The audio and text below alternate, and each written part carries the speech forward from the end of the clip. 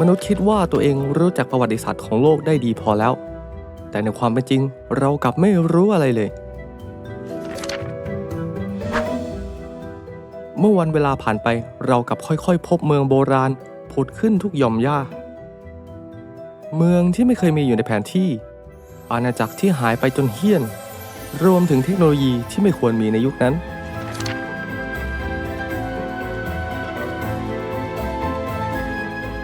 ในคลิปนี้เราจะพาทุกคนไปดู 20 อารยธรรมที่หายสาบสูญจนประวัติศาสตร์ไม่อาจจำ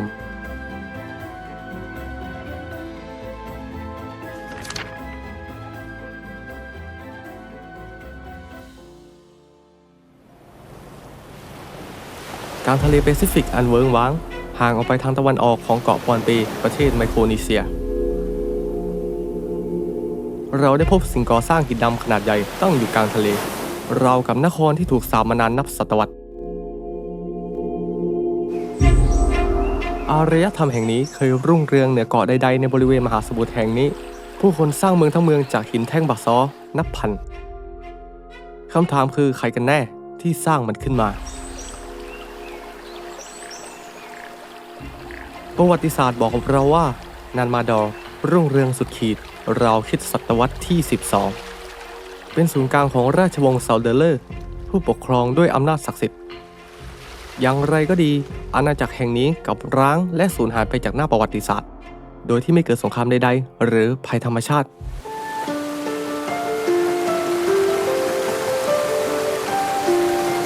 มีเพียงคำเล่าขานซึ่งว่ากันว่าเกิดจากคำสาปท้องทะเลได้กลืนกินอาณาจักรของพวกเขาไปหลายร้อยปีต่อมานักเดินเรือชาวยุโรปพบซากหินเหล่านี้อีกครั้งในคริสตศักราช 1910 สิ่งที่ค้นพบคือเสาหินนับพันเรียงรายเหมือนยังสร้างไม่เสร็จช่องทางน้ำไหลตัดผ่านราวกับถนนสายเล็กบางก็เชื่อว่านี่คือแอตแลนติสแห่งตะวันออกส่วนอีกฝั่งหนึ่งก็เชื่อว่านี่คือฝีมือจากผู้มาเยือนจากฟากฟ้าแต่ไม่ว่าอย่างไรก็ตามนักโบราณคดีเชื่อว่านามาดอร์อาจไม่ได้ลึกลับถึงขั้นเหนือธรรมชาติอย่างที่หลายคนคิดแท่งหินบาซอลต์เหล่านั้นเป็นหินภูเขาไฟในพื้นที่ถูกขุดและลำเลียงด้วยแพไม้ผ่านแนวปะการังวิศวกรรมอันน่าทึ่งของชนพื้นเมืองโบราณทำให้พวกเขาสามารถสร้างเมืองบนน้ำได้จริงๆและเมื่อทรัพยากรบนเกาะหมดลงหรือการเปลี่ยนแปลงของระดับน้ำทะเลเมืองแห่งนี้จึงถูกปล่อยทิ้งร้างกลายเป็นเกาะปะการังที่สร้างจากฝีมือมนุษย์ในอดีตอันดับที่ 19 ผมเชื่อว่าทุกคนรู้จักแอตแลนติสย้อนกลับไปเมื่อกว่า 2,000 ปีที่แล้วนักปราชญ์ชาวกรีกนามว่าเพลโตได้จารึกเรื่องราวของอาณาจักรที่มั่งคั่งที่สุดเท่าที่โลกเคยรู้จักแอตแลนติสนครแห่งแสงอาทิตย์และพลังของเทพโพไซดอนเพลโตเขียนไว้ในบทสนทนาชิเมสและคีทิสว่าแอตแลนติสคืออาณาจักรที่ยิ่งใหญ่รุ่งเรืองกว่าอียิปต์และกรีซหลายเท่าอาณาจักรแห่งนี้มีเมืองหลวงอยู่กลางเกาะวงแหวน3 ชั้นล้อมรอบด้วยคลองน้ำกว้างและประชากรมีเทคโนโลยีและความรู้ที่มนุษย์ยุคนั้นไม่ควรมีได้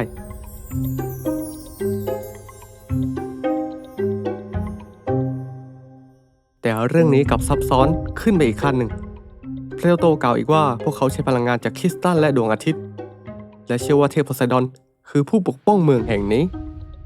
แต่เมื่อเวลาผ่านไปความเจริญทำให้ชาวแอตแลนติสลืมรากเหง้าพวกเขาเริ่มโอหังลบหลู่เทพเจ้าและยกตนให้สูงเหนือธรรมชาติจนเทพโพไซดอนโกรธเกลี้ยวเทพเจ้าจึงพิโรธส่งแรงสั่นสะเทือนจากใต้ทะเลและพายุลูกใหญ่กลืนกินทุกสิ่งในคืนเดียวนครทั้งอาณาจักรจมหายลงใต้เกลียวคลื่นกลายเป็นอาณาจักรที่หายไปจากโลกตลอดกาลแต่คำถามคือนครแอตแลนติสมีจริงหรือไม่นั่นคือสิ่งที่ผู้แสวงหาทั่วทั้งโลกตั้งคำถาม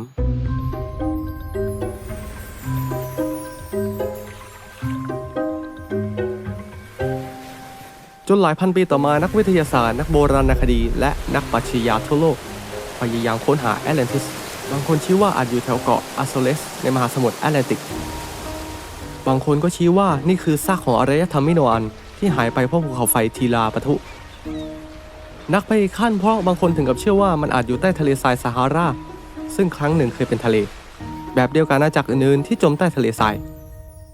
ตำนานแอตแลนติสจึงไม่ใช่แค่เรื่องสมมติแบบธรรมดาแต่นี่คือภาพสะท้อนของมนุษย์ที่เตือนถึงอัตราว่าหากมีมากเกินไปอาจนำมาซึ่งหายนะเมืองทั้งเมืองพังทลายด้วยความทะเยอทะยานของตัวมนุษย์เอง แต่อย่างไรก็ตามหลักฐานทางโบราณคดีไม่เคยยืนยันถึงการมีอยู่ของแอตแลนติสได้เลยนักประวัติศาสตร์ส่วนใหญ่เชื่อว่าเพลโตอาจแต่งเรื่องนี้ขึ้นเพื่อสอนบทเรียนเชิงปรัชญาว่าความหยิ่งยโสและการลืมศีลธรรมนั้นอาจนำมาซึ่งหายนะของอาณาจักร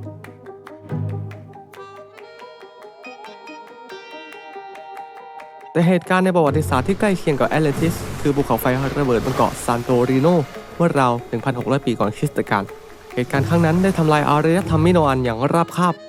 ซึ่งหลายคนเชื่อว่านี่เองอาจเป็นแรงบันดาลใจให้เพลโตเขียนเรื่องนี้ขึ้น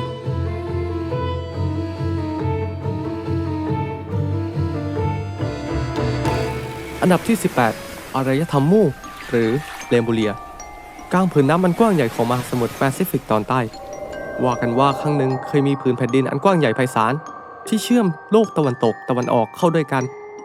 ที่นั่นคือดินแดนที่รุ่งเรืองกว่าอารยธรรมใดๆที่เคยมีในยุคนั้นชื่อของอาณาจักรแห่งนี้คือมู่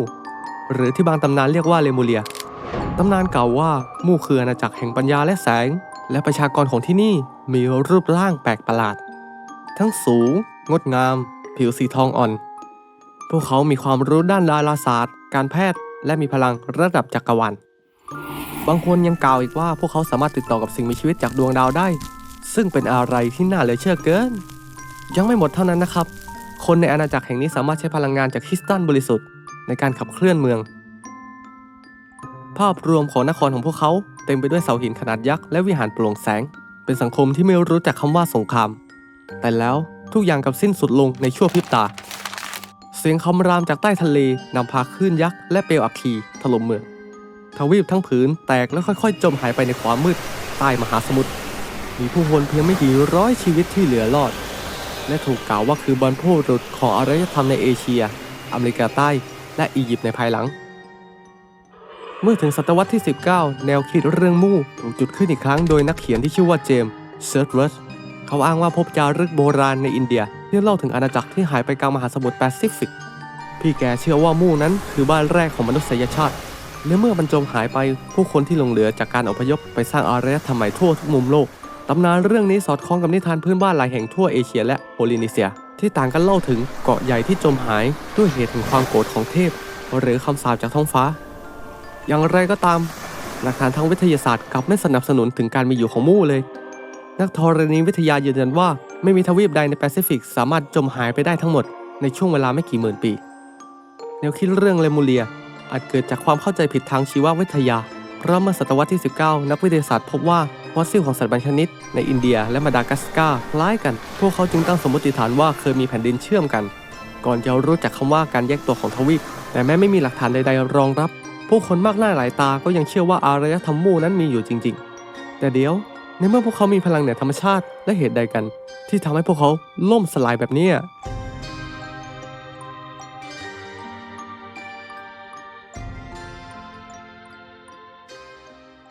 อันดับที่ 17 ซิปพันอารยธรรมแห่งนี้อยู่กลางหุบเขาแห้งแล้งหน้าตอนเหนือของประเทศเปรูจากภาพที่เราเห็นหลายคนอาจคิดว่านี่คือภูเขาทรายธรรมดาแต่ในความเป็นจริงแล้วมันมีอะไรลึกล้ำกว่านั้นมากเพราะนี่คือพีระมิดดินขนาดใหญ่ที่ถูกกลืนด้วยทรายผู้คนเคยเชื่อว่านี่เป็นเพียงสร้างเมืองโบราณที่ไร้ชื่อแต่แท้จริงแล้วใต้ผืนทรายนั้นซ่อนเรื่องราวของอาณาจักรทองคำที่โลกหลงลืมไปว่าเคยมีอยู่อารยธรรมซิพันเคยรุ่งเรืองราวคริสตศตวรรษที่ 7เป็นส่วนหนึ่งของวัฒนธรรมลัมบายาแกอาณาจักรที่มั่งคั่งจากการค้าและการบูชาทองคำพวกเขาเชื่อว่าทองคือสารแห่งดวงอาทิตย์เป็นเครื่องที่เชื่อมต่อเทพกับมนุษย์ผู้ปกครองจึงเปรียบเสมือนบุตรแห่งเทพสุริยะและเมืองซิพันก็เป็นศูนย์กลางพิธีกรรมอันศักดิ์สิทธิ์ของพวกเขาจนกระทั่งคืนหนึ่งเสียงฝนของภูเขาแอนดิสกลายเป็นเสียงคำรามของแม่น้ำหลากจำนวนมหาศาลจากเทือกเขาซัดเข้าถาโถมเมือง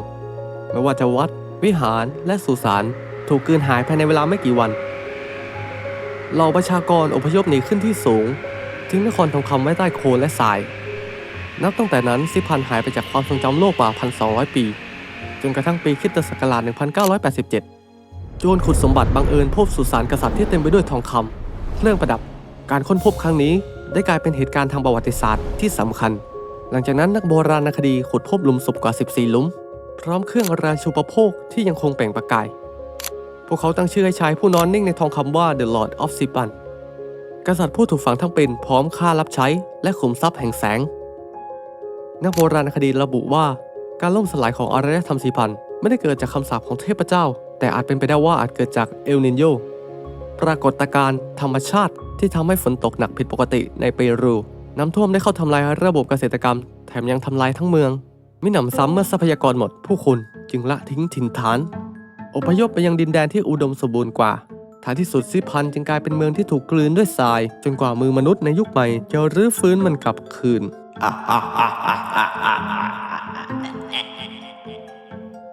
อันดับที่16จักรวรรดิอินคาหน้าเทือกเขาแอนดิสมีเมืองหินโบราณซ่อนตัวอยู่ในม่านหมอกซึ่งต่อมาเราเรียกกันว่ามาชูปิกชูหน้าที่แห่งนี้คือหัวใจแห่งอารยธรรมอินคาอาณาจักรอินคานั้นคือหนึ่งในอารยธรรมที่ยิ่งใหญ่ที่สุดของโลกใหม่พวกเขาครองผืนดินจากโคลัมเบียจรดชิลีระยะทางกว่า10,000 กิโลเมตรซึ่งใหญ่มากๆพวกเขาสร้างถนนหินและสะพานเชือกเชื่อมเทือกเขาเข้าหากันสร้างระบบเกษตรกรรมขั้นบันไดบนภูเขาเก็บเมล็ดพันธุ์และควบคุมน้ำอย่างพิถีพิถัน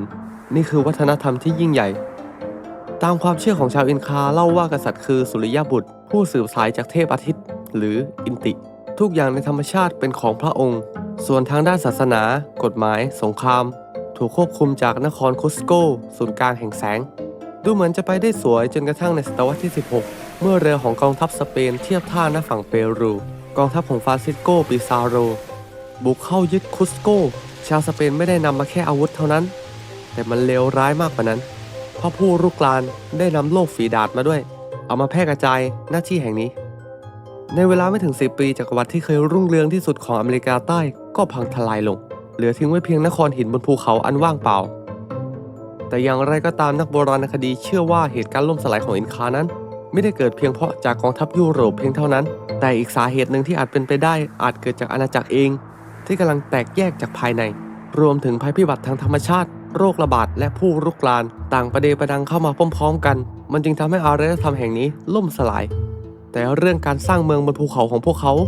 เรายังไม่รู้อย่างแน่ชัดว่าพวกเขาทำได้อย่างไรไม่รู้ว่าพวกเขาใช้วิธีไหนในการขนหินขนาดใหญ่เนี่ยขึ้นมาสร้างบนภูเขานี้ได้อย่างยิ่งใหญ่ก็ยังเป็นปริศนามาถึงทุกวันนี้นะครับอันดับที่15ราปานุยอีสเตอร์ไอแลนด์เกาะเล็กๆแห่งหนึ่งที่ตั้งอยู่ท่ามกลางมหาสมุทรแปซิฟิกห่างจากชายฝั่งชิลีออกไปราว 3,700 กิโลเมตรที่นี่ครับเราเรียกกันว่าราปานุยหรือเกาะอีสเตอร์สิ่งที่ทำให้เกาะนี้โด่งดังไปทั่วโลกคือรูปปั้นหินยักษ์ที่ชื่อว่าโมไอซึ่งกระจายตัวอยู่ทั่วเกาะมากกว่า800ตัว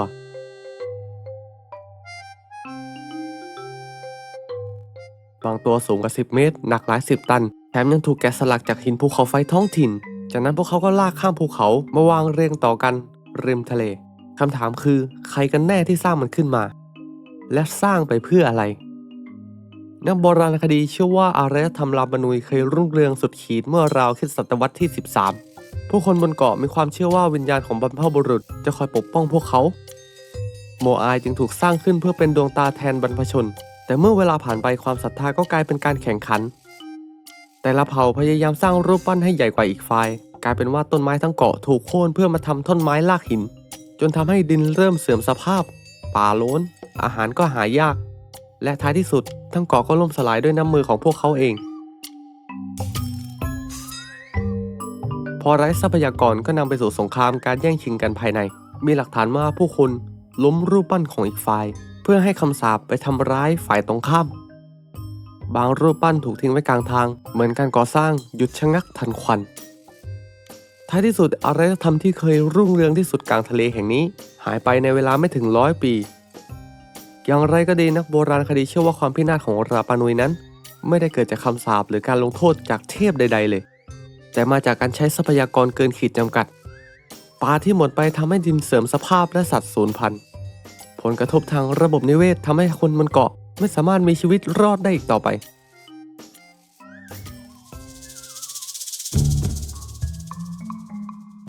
ในศตวรรษต่อมาเมื่อเรือของยุโรปเข้ามาถึงเกาะนี้ก็เหลือเพียงคนไม่กี่ร้อยชีวิตเท่านั้นเองยังไม่จบนะครับเพราะพระศุเข้าพระเสาแทรกของแท้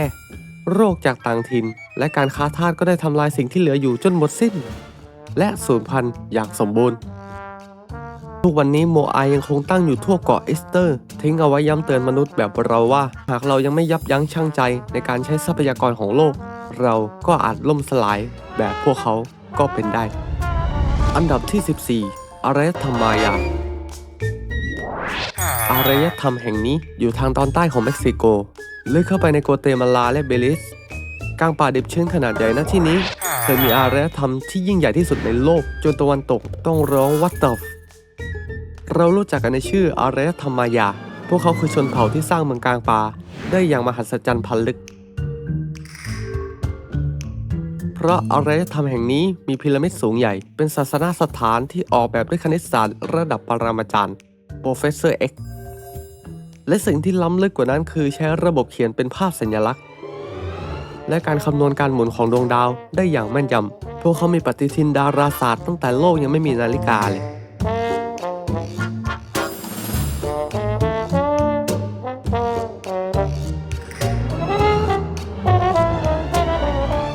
จากหลักฐานที่พบเรารู้ว่ามายาเคยรุ่งเรืองสุดขีดราวคริสตศตวรรษที่ 8 ถึง 9 เมืองใหญ่ๆเช่นชิเก้าและปาเลงเกเต็มไปด้วยประชากรและที่ขาดไม่ได้ของอารยธรรมโบราณคือพิธีกรรมเช่นการบูชายันที่เคยดูในหนังนั่นแหละ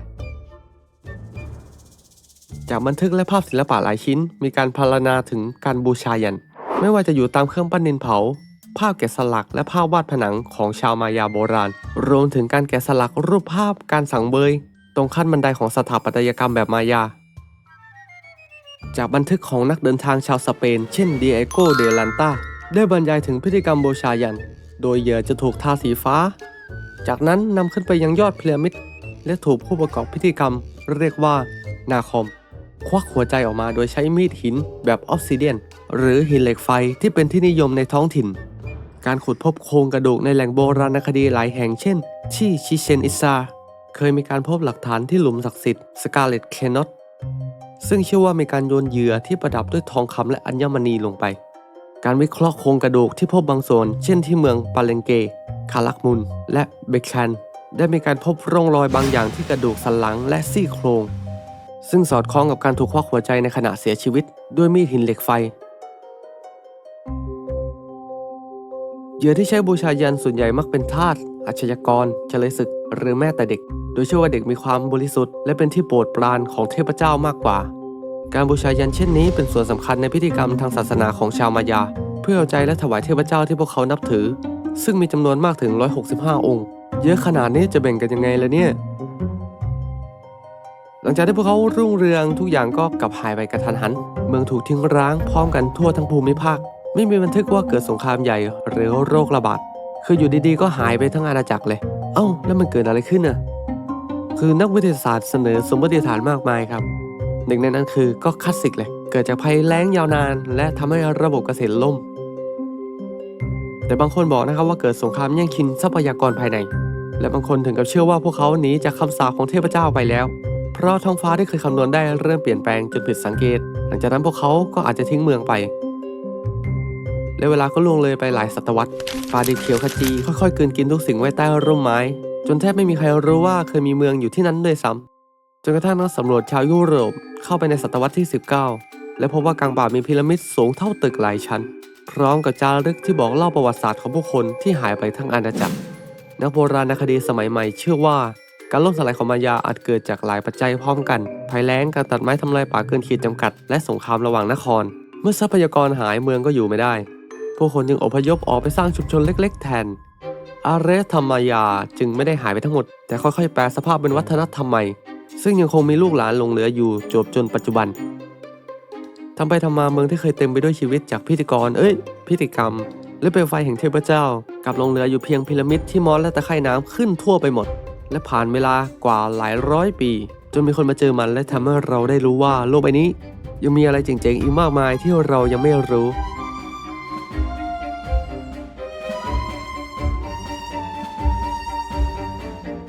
อันดับที่ 13 อารยธรรมโอเมก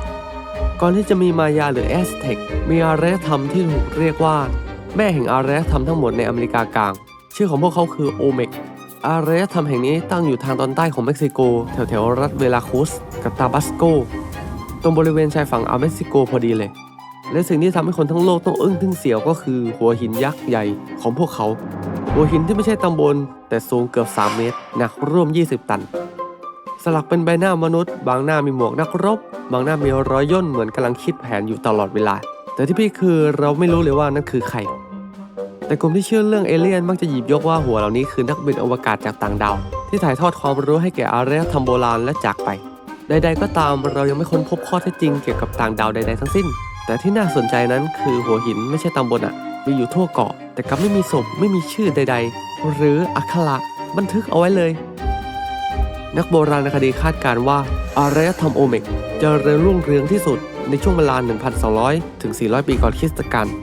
พวกเขาเป็นคนกลุ่มแรกๆของโลกที่รู้จักการใช้ยางธรรมชาติโดยนำมาทำลูกบอลและเล่นเกมที่เรียกว่าเป็นต้นแบบของฟุตบอลนั่นเองและแถมยังเป็นชนกลุ่มแรกที่สร้างพีระมิดดินขนาดใหญ่ในทวีปอเมริกาอีกด้วยแต่สิ่งที่ยังไม่เคลียร์คือพวกเขาหายไปยังไง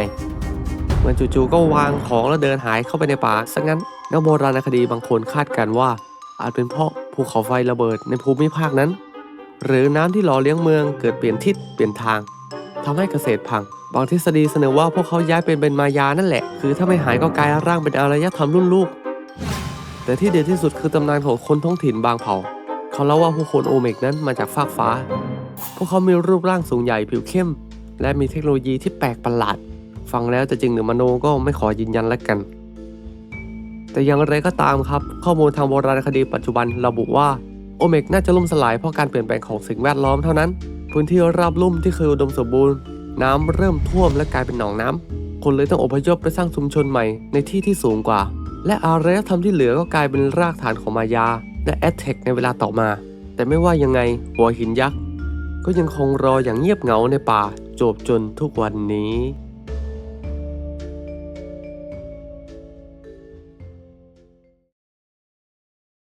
อันดับที่ 12 อารยธรรมอนาซาซีมีเมืองแห่งหนึ่งตั้งอยู่บนหน้าผาสูงชันทางตะวันตกเฉียงใต้ของสหรัฐอเมริกาณที่แห่งนี้ถูกเรียกว่าอารยธรรมอนาซาซีบอกเลยว่านี่คืออารยธรรมสุดเทพของอเมริกาเหนือเลยทีเดียวพวกเขาสร้างบ้านหินติดผาแบบที่ใครเห็นก็ต้องถามว่าขึ้นไปสร้างได้ไงก่อนและบางหลังอยู่บนหน้าผาสูงเกือบ200 เมตรเลยนะครับภายในมีห้องมากกว่า100 ห้องและทุกหลังวางผังเหมือนสถาปนิกยุคใหม่เลยทีเดียวคาดว่าอนาซาซีรุ่งเรืองช่วงคริสตศตวรรษที่ 11 ถึง 13 พวกเขามีการเกษตรขั้นเทพปลูกข้าวโพดถั่วฟักทองมีระบบเก็บน้ำทางทะเลทราย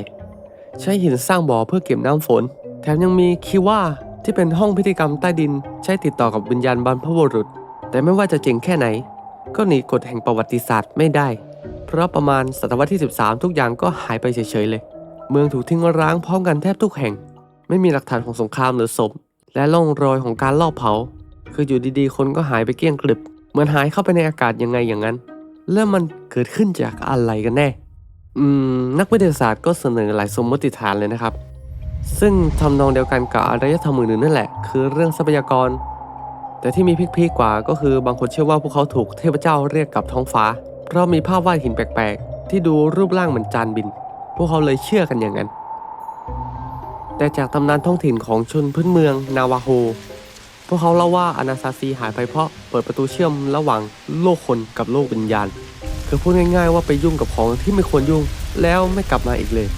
แต่ถึงจะอย่างนั้นนักโบราณคดีก็เชื่อว่าการหายไปของอนาซาซีมีเหตุผลทางธรรมชาติมากกว่าเหนือธรรมชาติคือเกิดภัยแล้งนานกว่า50 ปีทำให้ระบบน้ำพังเกษตรล่มคนเลยต้องอพยพไปอยู่ตามแม่น้ำสายใหญ่ที่ทางใต้ซึ่งต่อมากลายเป็นบรรพบุรุษของชนเผ่าโปยโบในปัจจุบันแต่ถึงจะมีคำอธิบายเชิงวิทยาศาสตร์ก็ไม่มีใครลืมภาพของบ้านหินบนหน้าผาอันนี้ได้เลยอันดับที่ 11 อารยธรรมคาร์เทจอารยธรรมแห่งนี้ตั้งอยู่ริมชายฝั่งแอฟริกาเหนือบนพื้นที่ที่ปัจจุบันคือประเทศตูนิเซียที่นี่แหละเคยเป็นเมืองการค้าที่รวยที่สุดในโลกยุคโบราณชื่อของมันคือคาร์เทจ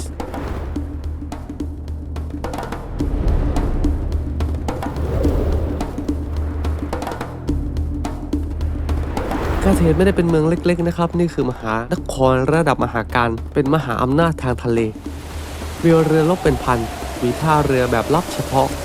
และมีระบบเศรษฐกิจที่หมุนเวียนได้อย่างคงที่พ่อค้าคาร์เทจไปค้าขายไกลถึงสเปนแอฟริกาและหมู่เกาะอังกฤษ ถ้าให้เปรียบเทียบง่ายๆสมัยนั้นคาร์เธจก็คือดูไบผสมกับสิงคโปร์นั่นแหละและแน่นอนเมืองที่ยิ่งใหญ่แบบนี้ย่อมมีศัตรูคู่แข่งศัตรูของพวกเขาคือกรุงโรมนั่นเองทั้งสองอาณาจักรแข่งกันทั้งเรื่องการค้าอำนาจและศักดิ์ศรีจนท้ายที่สุดก็เข้าสู่สิ่งที่เรียกว่าสงครามพิวนิกวอร์ส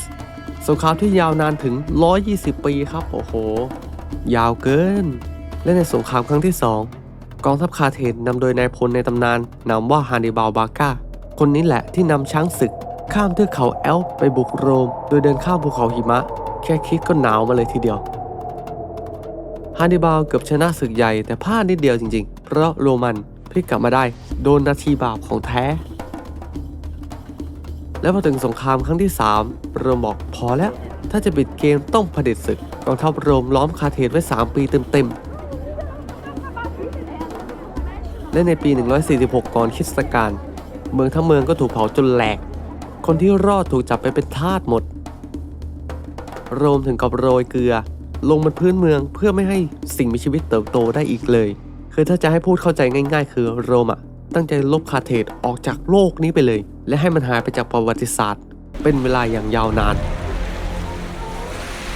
จนนักโบราณคดีสมัยใหม่ขุดพบซากเมืองคาร์เธจในศตวรรษที่19และเพราะว่าเมืองนี้เจริญกว่าที่เราคิดเยอะมากๆเมืองนี้มีระบบท่อระบายน้ำโรงอาบน้ำตลาดกลางแจ้งและศาลากลางที่สร้างด้วยหินอ่อนหลักฐานหลายอย่างยังบ่งบอกว่าคาร์เธจไม่ได้แพ้เพราะความไร้ความสามารถเลยหากเพราะอำนาจทางการเมืองและความกลัวของโรมันต่างหากโรมกลัวว่าหากปล่อยไว้คาร์เธจจะกลับมายิ่งใหญ่อีกครั้งปัจจุบันเมืองคาร์เธจกลายเป็นแหล่งโบราณคดีที่ยูเนสโกขึ้นทะเบียนไว้สิ่งที่เหลืออยู่มีเพียงซากกำแพงและท่าเรือครึ่งวงกลมที่กลมกลืนไปด้วยหญ้าแต่ถ้ามองจากมุมสูงเราจะเห็นร่องรอยของความยิ่งใหญ่ที่ไม่เคยจางหายไปจากโลกนี้เลย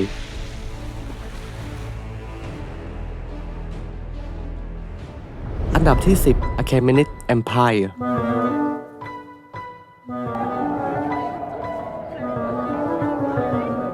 อาณาจักรเปอร์เซียในยุคอาคาเมนิดคือหนึ่งในจักรวรรดิที่ยิ่งใหญ่ที่สุดในประวัติศาสตร์มนุษย์ซึ่งกินพื้นที่ตั้งแต่อินเดียจนถึงยุโรปตะวันออกกลาง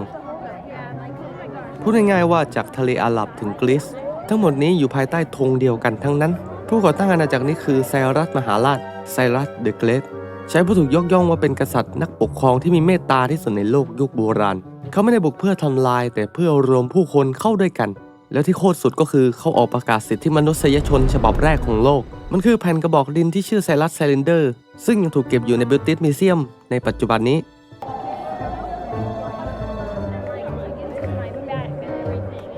ในช่วงเวลาต่อมาพระโอรสของเขาดาริอัสที่1สร้างเมืองหลวงชื่อเพอร์เซโพลิสเมืองแห่งราชาแค่บันไดทางขึ้นก็สลักด้วยภาพขบวนบรรณาการจากทั่วจักรวรรดิไม่ว่าจะทองเงินงาช้างผ้าไหมทุกอย่างหลั่งไหลเข้าที่นี่หมดณที่แห่งนี้มีถนนหลวงเชื่อมต่อเมืองซึ่งมีระยะทางประมาณ 2,500 กิโลเมตรมีทั้งระบบไปรษณีย์และกฎหมายกลางและยังใช้เหรียญเงินเป็นสกุลเงินมาตรฐานพูดได้เต็มปากเลยว่านี่คือซุปเปอร์พาวเวอร์แห่งโลกยุคโบราณจริงๆแต่แล้วก็เหมือนกับทุกอาณาจักรครับประวัติศาสตร์ซ้ำรอยเสมอยิ่งใหญ่เท่าไหร่ก็ยิ่งมีคนอยากโค่นล้มบัลลังก์มากยิ่งขึ้นและบุรุษท่านนั้นคือชายหนุ่มจากมาซิโดเนียอเล็กซานเดอร์มหาราชพี่ชายสุดหล่ออเล็กซานเดอร์นำทัพกรีกบุกเปอร์เซียอย่างดุดันไม่เกรงใจใครฝ่ากองทัพที่มีมากกว่า10 เท่าได้อย่างง่ายดายจนในที่สุด330 ปีก่อนคริสตกาลเมืองโพเซโพลิสก็ถูกยึดและไม่พอแค่นั้นครับเมืองศักดิ์สิทธิ์แห่งราชาก็ถูกเผามีตำนานที่เล่ากันว่าอเล็กซานเดอร์เมาเหล้าและสั่งจุดไฟด้วยตัวเองอัคคีลุกท่วมจนท้องฟ้าแดงเป็นเวลาหลายวันภาพนั้นคือสัญลักษณ์ของการสิ้นสุดยุคทองของเปอร์เซียที่เคยยิ่งใหญ่อันดับที่9อารยธรรมอัสซีเรีย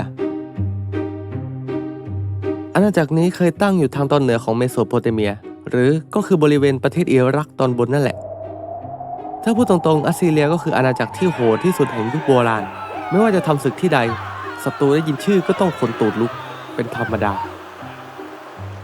ช่วงเวลาของอัสซีเรียรุ่งเรืองช่วง 900-600 ปีก่อนคริสตกาลมีเมืองหลวงชื่อว่านีนาเวมีประชากรมากกว่าครึ่งล้าน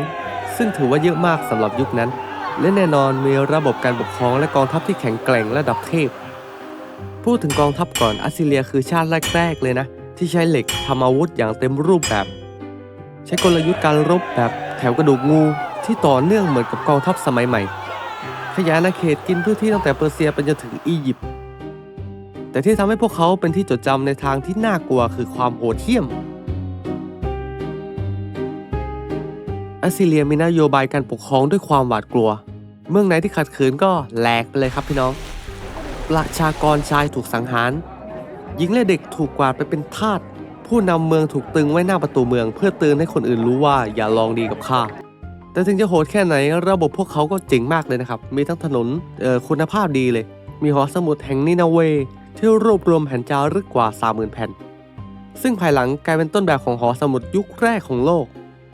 แล้วอะไรกันที่ทำให้จักรวรรดิที่แข็งแกร่งระดับนี้พังทลายคำตอบก็คือความใหญ่เกินไปนี่แหละส่วนสำคัญเลยเพราะการขยายอาณาจักรรวดเร็วเกินไปการควบคุมก็ยากขึ้นเกิดกบฏแทบทุกปีแถมภัยแล้งและความอดอยากก็ซ้ำเติมให้เจ็บช้ำน้ำใจให้นึกถึงมองโกเลยครับคือยิ่งใหญ่ระดับโอ้โหมหาศาลเลยก็จะคล้ายๆกันสุดท้าย612 ปีก่อนคริสตกาลพันธมิตรของชาวบาบิโลนและมีเดสยกทัพมาล้อมนีนาเวเมืองถูกเผาจนราบเป็นหน้ากองและอาณาจักรที่ทั้งโลกเคยเกรงกลัว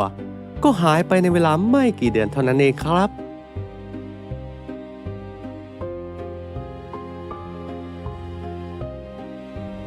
อันดับที่ 8 ถ้าเอ่ยถึงคำว่าอารยธรรมคำแรกที่ทุกคนนึกออกก็คงเป็นอียิปต์ดินแดนแห่งฟาโรห์เทพเจ้าและพีระมิดแต่รู้ไหมครับว่าแม้แต่อาณาจักรที่เคยยิ่งใหญ่ที่สุดมันก็สามารถล่มสลายจนแทบหายไปจากแผนที่โลกได้เหมือนกันเพราะหลังรัชสมัยของฟาโรห์รามเซสที่ 3ช่วงเวลาราว 1,100 ปีก่อนคริสตกาลอียิปต์เริ่มเข้าสู่สิ่งที่เรียกว่ายุคเสื่อมถอยบ้านเมืองเริ่มแตกแยกเศรษฐกิจพังทรัพยากรในลุ่มแม่น้ำไนล์ที่เคยอุดมสมบูรณ์เริ่มขาดแคลนและที่เลวร้ายที่สุดคือการรุกรานจากกลุ่มลึกลับที่เรียกว่า Sea Peoples หรือชนเผ่าทะเลชนเผ่านี้คือใครนั้นไม่มีใครรู้แน่ชัดนะครับบางคนบอกว่าเป็นพวกโจรสลัดบ้างบางคนก็บอกว่าเป็นผู้อพยพจากยุโรปตอนใต้แต่สิ่งที่รู้แน่ๆคือพวกเขาบุกยึดเมืองชายฝั่งของอียิปต์จนแทบไม่มีเหลือจารึกในวิหารเบนิเนตฮาบูที่รามเสสที่ 3 สร้างเอาไว้เล่าถึงศึกครั้งนั้นอย่างละเอียดยิบมีภาพสลักของกองทัพทะเลที่บุกมาด้วยเรือจำนวนหลายร้อยลำและฟาโรห์สั่งทหารยิงธนูถล่มกลางน้ำเรียกได้ว่าเป็นสงครามเรือโบราณที่ดุเดือดที่สุดในยุคนั้นเลย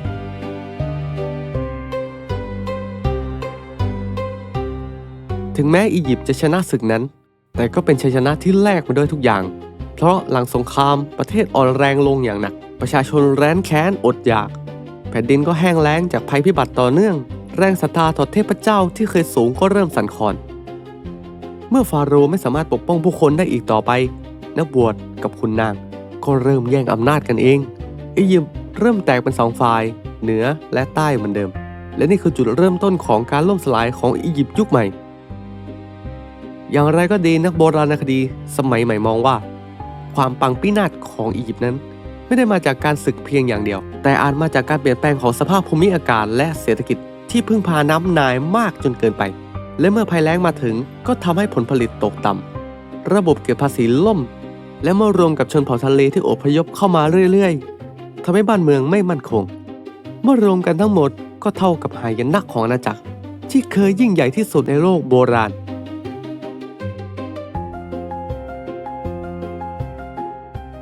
หลังจากนั้นอียิปต์ถูกยึดโดยลิเบียนูเบียอัสซีเรียเปอร์เซียและในที่สุดก็กลายเป็นส่วนหนึ่งของจักรวรรดิโรมันพีระมิดและวิหารที่เคยศักดิ์สิทธิ์ถูกปล่อยทิ้งร้างจนกระทั่งหลายพันปีต่อมานักโบราณคดีในศตวรรษที่ 19จึงขุดมันขึ้นมาอีกครั้งหนึ่งแต่ทำให้โลกได้รู้ว่าเทพเจ้าแห่งลุ่มน้ำไนล์นั้นเคยมีจริงๆอันดับที่ 7 อารยธรรมศิลป์ Indus Valley Civilization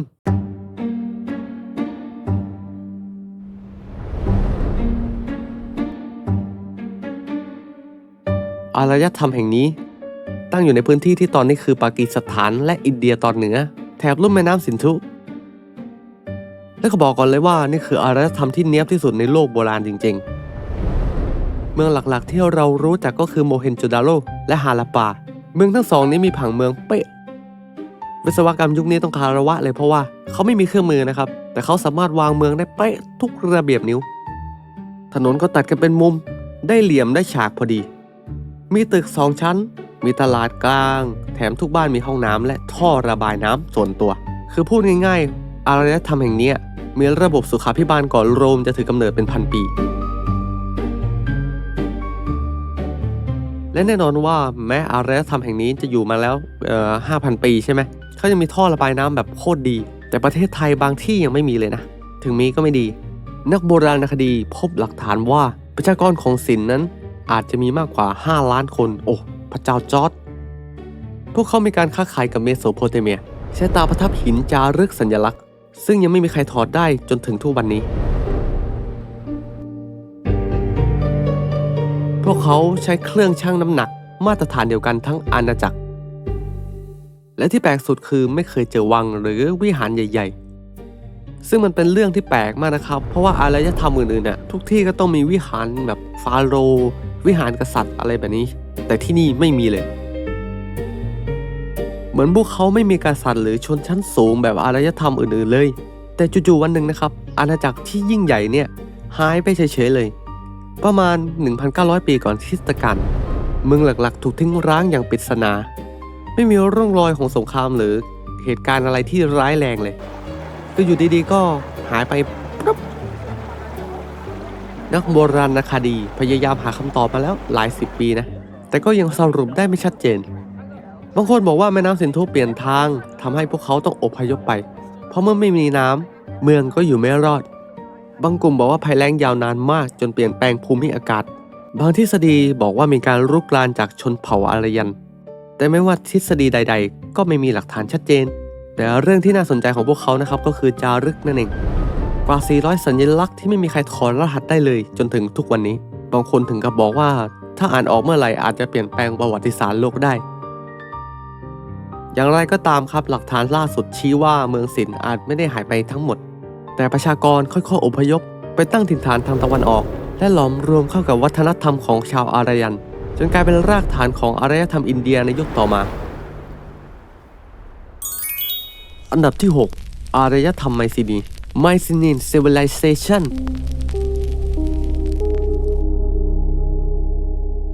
ก่อนจะมีกรีกยุคทองที่เราได้รู้จักชื่อของอาริสโตเติลเพลโตหรือเทพซุดบนโอลิมปัส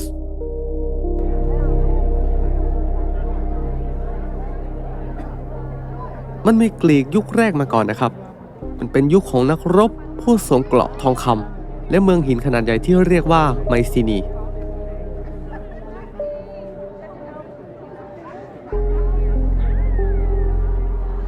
อารยธรรมไมซินีอยู่ในแถบคาบสมุทรเพโลโพนิสประเทศกรีซรุ่งเรืองช่วงเวลา 1,600 ถึง 1,100 ปีก่อนคริสตกาลนี่คือยุคของกษัตริย์นักรบเช่นกษัตริย์อากาเมมนอนที่ถูกกล่าวถึงในตำนานสงครามกรุงทรอยและนี่แหละครับคือเรื่องที่อะคิลิสตายเพราะโดนยิงส้นตีนมันเริ่มจากที่นี่แหละครับชาวไมซินีสร้างป้อมปราการหินขนาดยักษ์ที่เรียกว่าไซโคลเปียนวอลส์พวกเขายังมีการฝังศพในสุสานโดมยักษ์ฝังศพกษัตริย์พร้อมทองคำเครื่องประดับและอาวุธหนึ่งในสิ่งที่เจอคือหน้ากากทองคำของอากาเมมนอนซึ่งเป็นหลักฐานของอารยธรรมที่มีความลักชัวรี่ไม่ต่างจากอียิปต์เลย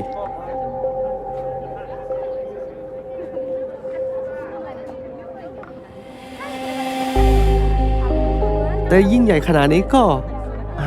หายได้เหมือนกันราว 1,200 ปีก่อนคริสตกาลอารยธรรมไมซินีเริ่มพังทลายลงเมืองถูกเผาบ้าง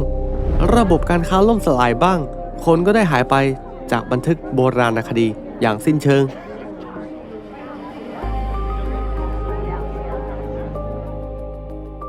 จนกรีซเข้าสู่ยุคที่เรียกว่ากรีกดาร์กเอจ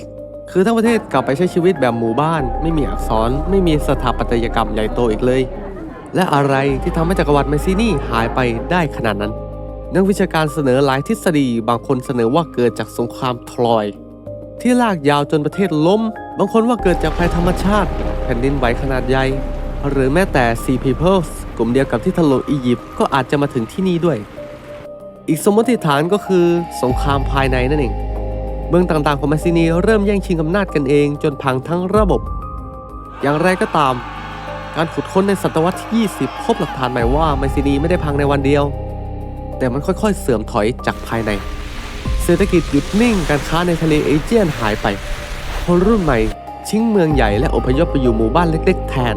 นี่คือจุดจบของยุคนักรบทองคำแต่ไม่เวลาจะผ่านไปกว่า 3,000 ปีชื่อของไมซีนียังปรากฏในตำนานต่างๆเพราะมันคือรากฐานของเรื่องราวทั้งหมดในมหากาพย์อีเลียดและโอดิซีย์พูดง่ายๆว่าถ้าไม่มีไมซีนีโลกอาจไม่มีทรอยและอะคิลิสอันดับที่ 5 อารยธรรมมิโนอัน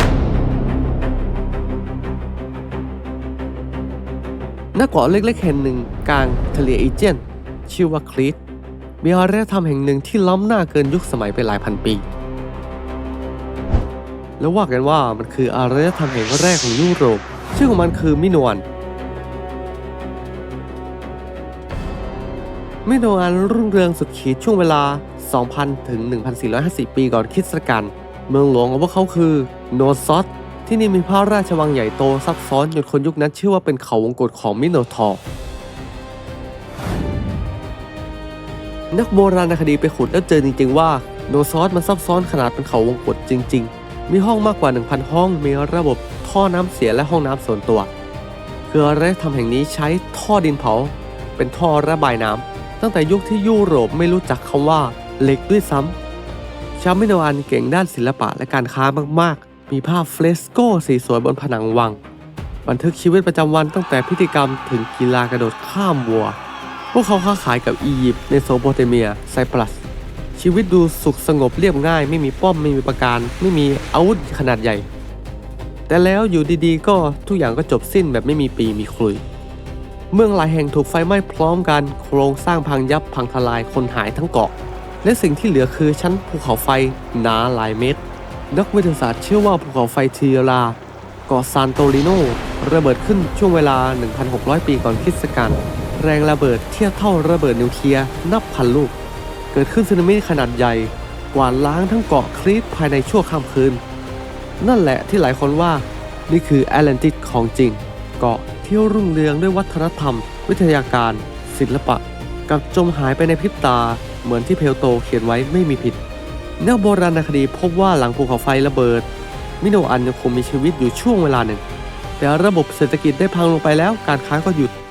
เมืองถูกทำลายซ้ำจากแผ่นดินไหวและท้ายที่สุดก็โดนชาวไมซีนีจากแผ่นดินใหญ่เข้าตีเข้ายึด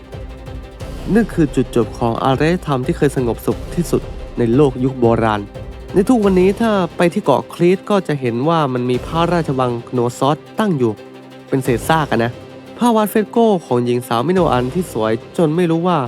ภาพนี้อายุ 3,500 ปีจริงหรือและถ้าหากมองออกไปนอกทะเล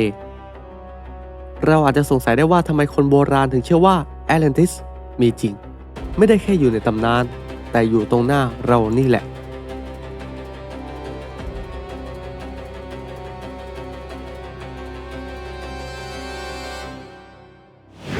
อันดับที่ 4 บาบิโลนเมืองนี้ตั้งอยู่ในลุ่มแม่น้ำไทกริสยูเฟรติสประเทศอิรักปัจจุบันตรงนี้แหละครับคือจุดกำเนิดของคำว่าอารยธรรมของแท้ชื่อของที่นี่เรียกว่าบาบิโลนมหานครแห่งกษัตริย์เนบูคัดเนซาร์เมืองที่ทั้งงดงามและน่าเกรงกลัวในเวลาเดียวกันบาบิโลนคือเมืองที่เจริญที่สุดในโลกช่วงเวลา600 ปีก่อนคริสตกาลมีกำแพงเมืองหนาขนาดใหญ่จนคนโบราณพูดว่ามันคือม้าศึกนับ10 ตัววิ่งบนกำแพงได้พร้อมกันที่นี่มีหอสูงที่ชื่อว่าเอเตเมนันกิว่ากันว่าเป็นต้นแบบของหอบาเบลที่ถูกกล่าวถึงในพระคัมภีร์ไบเบิลชาวเมืองบาบิโลนเชื่อว่าหอนี้สูงจนถึงฟ้าสร้างเพื่อให้มนุษย์ใกล้ชิดกับเทพเจ้ามากที่สุดแต่ไฮไลท์ที่สุดที่เป็นไอคอนิกของอารยธรรมแห่งนี้คือสวนลอยฟ้าแห่งบาบิโลนหนึ่งใน7 สิ่งมหัศจรรย์ของโลกยุคโบราณตำนานบอกว่ากษัตริย์เนบูคัดเนซาร์สร้างส่วนนี้ให้พระมเหสีที่คิดถึงภูเขาและแม่น้ำบ้านเกิดท่านเลยสร้างภูเขาจำลองกลางทะเลทรายมีน้ำพุไม้ดอกไม้ประดับและระบบรดน้ำอัตโนมัติซึ่งยังงงกันอยู่ในยุคนี้ว่าทำได้ยังไงแต่แน่นอนว่าเมืองที่รุ่งเรืองขนาดนี้ย่อมไม่รอดจากการล่มสลาย หลังจากเนบูคัดเนซาร์สิ้นพระชนม์บาบิโลนเริ่มสั่นคลอนเจอศึกจากพวกเปอร์เซียและในปี 539 ก่อนคริสตกาลไซรัสมหาราชแห่งเปอร์เซียบุกเข้ายึดเมืองโดยแทบไม่ต้องรบอะไรเลยเพราะชาวบาบิโลนเองก็เริ่มไม่ศรัทธาราชวงศ์ตัวเองแล้วจากนั้นอีกไม่กี่ร้อยปีอเล็กซานเดอร์มหาราชก็เดินทางมาถึงบาบิโลนและว่ากันว่าเขาสิ้นใจที่นี่แหละครับบนผืนดินของเมืองที่เคยรุ่งเรืองที่สุดในโลกอย่างไรก็ตามนักโบราณคดีในศตวรรษที่ 19 ขุดพบสร้างเมืองบาบิโลนจริงๆมีกำแพงหนาและสร้างหอคอยสูงกลางเมืองตรงตามที่บันทึกเอาไว้แต่ที่ยังคงเป็นปริศนาคือสวนลอยฟ้าไม่มีใครเจอหลักฐานแน่ชัดว่ามันเคยมีจริงไหมบางทฤษฎีบอกว่ามันอาจอยู่ในเมืองนีนาเวของอัสซีเรียแทนคือถูกเล่าเพี้ยนกันตามตำนานของแต่ละยุคนั่นแหละแต่ไม่ว่าจะจริงไหมชื่อบาบิโลนก็กลายเป็นสัญลักษณ์ของทั้งอำนาจและการล่มสลายเพราะนี่คือเมืองที่มนุษย์สร้างขึ้นเพื่อแตะฟากฟ้าและจบลงด้วยการถูกกาลเวลากลืนลงไปใต้ผืนธรณี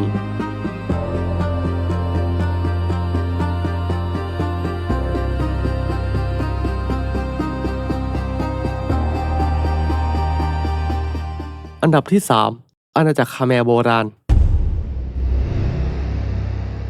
กลางแผ่นดินกัมพูชาในปัจจุบันเคยมีอาณาจักรหนึ่งที่ยิ่งใหญ่ที่สุดในเอเชียตะวันออกเฉียงใต้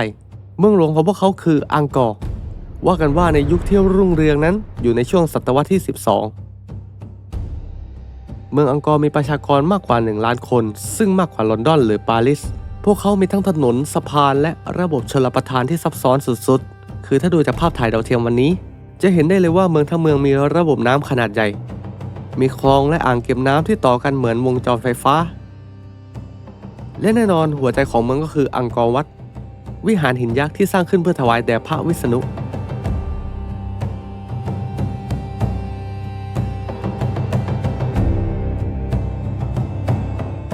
ใช้หินทรายกว่า 5 ล้านตันสลักลวดลายต่างๆอย่างวิจิตรบรรจง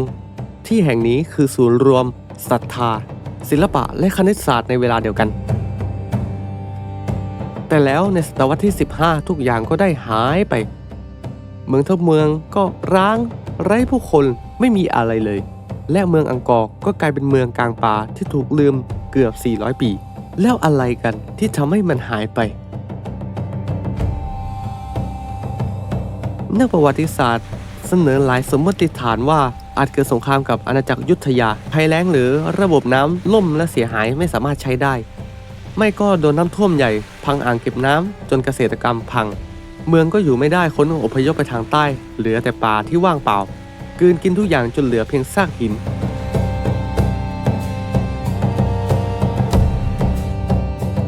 แต่ตำนานท้องถิ่นบอกอีกแบบหนึ่งเขาว่าพระเจ้าชัยวรมันที่ 7ผู้สร้างอังกอร์ถมได้รับคำเตือนจากเทพว่าอย่าท้าทายสวรรค์แต่พระองค์ดันสร้างวัดใหญ่ทัดเทียมกับฟ้าผลก็คือเทพเจ้าพิโรธส่งฝนและโรคระบาดมาให้เมืองต้องดับสูญไปจะว่าเป็นเรื่องเล่าก็ได้แต่บังเอิญว่าหลักฐานทางธรณีวิทยาพบว่าช่วงเวลานั้นกัมพูชามีฝนตกหนักสลับแล้งสุดขั้วจริงๆนี่คือธรรมชาติที่อาจเป็นคนลงมือทำก็เป็นได้แต่อย่างไรก็ตามอาณาจักรคาแมร์ไม่ได้หายไปทั้งหมดลูกหลานของพวกเขายังคงอยู่และสร้างวัฒนธรรมเขมรสืบต่อมาจนถึงปัจจุบันหรือเปล่าไม่น่าใช่มั้งผมคิดว่าคนที่สร้างวัดโบราณได้ใหญ่โตขนาดนั้นไม่สามารถโง่ขนาดนี้ได้ครับ อันดับที่ 2 ปอมเปอีเมืองนี้ตั้งอยู่ทางตอนใต้ของอิตาลีใกล้อยู่เนเปิลเคยเป็นเมืองพักผ่อนของชนชั้นสูงในยุคจักรวรรดิโรมันมีทั้งโรงอาบน้ำตลาดโรงละครและบ้านหรูที่ตกแต่งด้วยภาพเฟสโกสีสดเรียกได้ว่าปอมเปอีคือเมืองรีสอร์ทของคนรวยในยุคนั้นเลย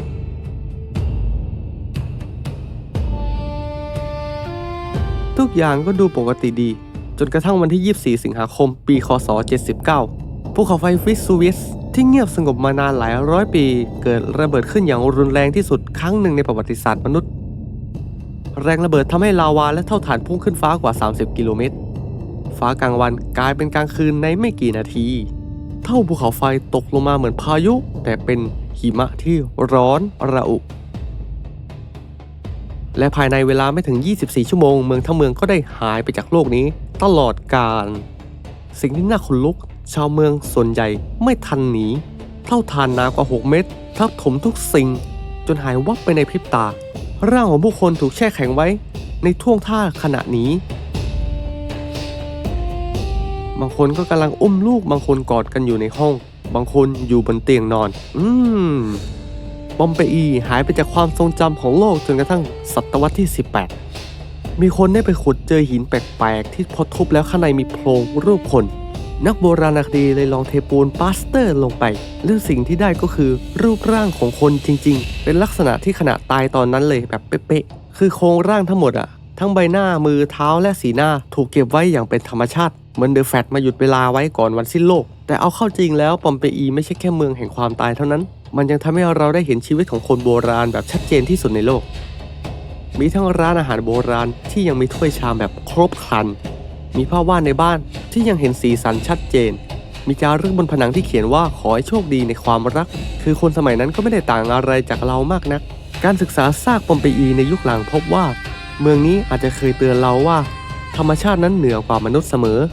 ภูเขาไฟวิสูเวียสยังคงมีพลังและยังปะทุอีกหลายครั้งในประวัติศาสตร์นักประวัติศาสตร์บอกว่ามันระเบิดอีกครั้งหนึ่งเนเปิลทั้งเมืองอาจซ้ำรอยปอมเปอี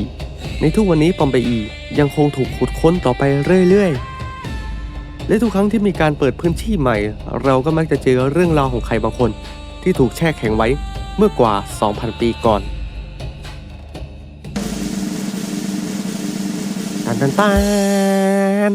อันดับที่ 1 โกเบกลีเทเปเนินหินแปลกๆที่ดูธรรมดาหรือเปล่าวะที่ตั้งอยู่ทางตะวันออกเฉียงใต้ของประเทศตุรกีดูจากไกลๆเหมือนจะไม่มีอะไรเลยแต่เมื่อเริ่มขุดนักโบราณคดีต้องเวอร์ครับเพราะใต้ดินนั้นไม่ใช่แค่หมู่บ้านหรือสุสานแต่นี่คือศาสนสถานหินที่สร้างขึ้นเมื่อกว่า 11,000 ปีก่อนนะครับโอ้โหอันนี้มันเก่าแก่กว่าพีระมิดถึง2 เท่าเลยนะสิ่งที่นักโบราณคดีพบคือเสาหินทรงรูปตัวทีขนาดที่ใหญ่กว่า 5 เมตรจัดวางเรียงเป็นวงกลมหลายชั้นแต่ละเสาหนักกว่า 10 ตันเลยนะแกะสลักรูปสัตว์ต่างๆอย่างเช่นสิงโตหมูป่างูแร้งและสัตว์ที่ตอนนั้นยังไม่มีในยุโรปเลยด้วยซ้ำคำถามใครคนสร้างวะเพราะในช่วงเวลานั้นมนุษย์เป็นแค่นักล่ากับพวกเก็บของป่ามนุษย์ถ้ำยังไม่มีเมืองหรือเกษตรกรรมหรือเครื่องมือใดๆเลยมนุษย์ต่างดาวและพวกเขาใช้วิธีไหนในการยกหินหนัก10 ตันแล้ววางได้อย่างแม่นระดับนั้นเรียงกันเป็นศูนย์กลางพิธีกรรมขนาดมหึมาผมว่าพีระมิดนี้โอ้โหมันการสร้างมันยากแล้วนะเจอเนี่ย11,000 ปีก่อนโอ้โหสร้างได้ไงก่อนครับพี่คือถ้าดูจากมุมวิศวกรรมมันไม่ควรเกิดขึ้นได้เลยครับและที่พีคกว่านั้นคือหลังจากการใช้ไปสักพักหนึ่งคนที่สร้างมันกับฝังกบมันเองคือไม่ได้ถูกทำลายจากศัตรูหรือภัยธรรมชาตินะครับพวกเขาตั้งใจปิดมันไว้เพื่อเหตุผลอะไรบางอย่างจนกว่าเวลานั้นจะมาถึงนักโบราณคดีตั้งชื่อสถานที่นี้ว่าโคเบกีเทเปแปลตรงตัวได้ว่าเนินเขาท้องกลมตั้งแต่การค้นพบในปี 1994 โดยคาร์ล สมิธทุกอย่างที่เราคิดว่ารู้เกี่ยวกับอารยธรรมมนุษย์ก็ต้องเขียนใหม่ทั้งหมดเพราะนี่หมายความว่ามนุษย์สร้างศาสนสถานก่อนจะมีเกษตรกรรมไม่ใช่ปลูกพืชก่อนแล้วค่อยมีวัดแต่คือกลับสวนทางกันเลยกลายเป็นการกลับด้านตรรกะของประวัติศาสตร์โลกทั้งหมดแล้วทำไมพวกเขาถึงฝังมันไว้อันนี้ก็เป็นเรื่องที่น่าสงสัยมากๆแต่เราก็ไม่อาจรู้ได้นะครับเราไม่รู้ได้ซ้ำว่าใครเป็นคนสร้าง